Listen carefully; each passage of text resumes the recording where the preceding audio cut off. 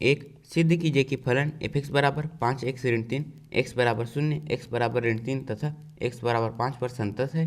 तो हमें इसमें सिद्ध करना है कि यहाँ पर ये फलन x बराबर 0, x बराबर ऋण 3 तथा x बराबर 5 पर संतत है। तो हम लिखेंगे दिया है f(x) बराबर 5x ऋण 3। तो पहले हम x बराबर 0 पर f(x) के सातत्य की जांच करेंगे। मतलब पहले हम देखेंगे कि यहाँ पर ये फलन x बराबर 0 पर संतत है या फिर नहीं। तो यहाँ पर आ जाएगा limit x tends to 0 f(x), फिर बराबर में लिमिट x टेंड्स टू 0। हम इसका मान रखेंगे जो है ये, तो यहाँ पर आ जाएगा 5x ऋण 3। फिर यहाँ से बराबर हम इसमें x का मान रखेंगे जो है 0। तो यहाँ पर आ जाएगा 5 गुणा 0 ऋण 3।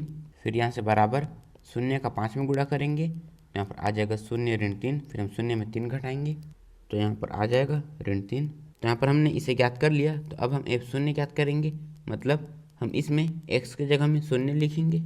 तो यहाँ पर आ जाएगा 5 गुणा 0 ऋण 3।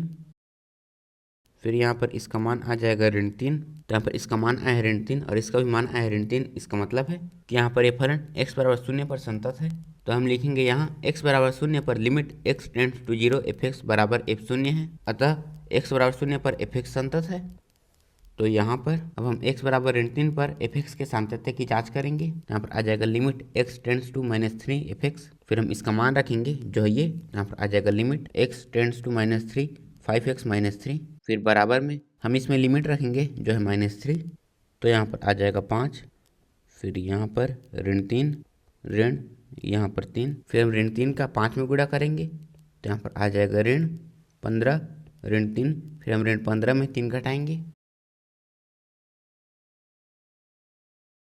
तो यहाँ पर इसका मान आ जाएगा ऋण 18। फिर हम f-3 ज्ञात करेंगे, मतलब हम इसमें x की जगह में -3 रखेंगे। तो यहाँ पर आ जाएगा 5, फिर यहाँ पर ऋण 3, फिर इसका मान हो जाएगा ऋण 18।